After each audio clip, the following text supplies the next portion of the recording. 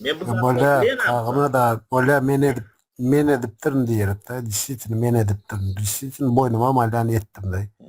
Yani şöyle bir yağday vardı. Sen özün İstanbul'dan kaydanından son beni çemen $200 satın aldı zat deyip senin özün Azat başladın özün men ayttın edem ha o ama. zatları efirde. Nisto a 200 dedin Mene Azat. hezil edip ayttım. Ben sana onu hezil edip ayttım. Hatta Onda ne mi? sonundan seni Aytma oldu öğrendim öyle. onu. Men bir her zadım men sana men eni doңuz deyip ayttım men o. Şu Aydar yağlama bu zatları.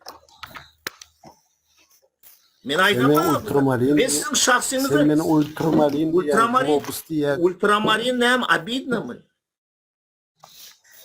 Sen beni pedikle mi hasar ettin? Sen özün neme çektin ha şu zatları? Ayda otisin. Men seni konkretno aydama.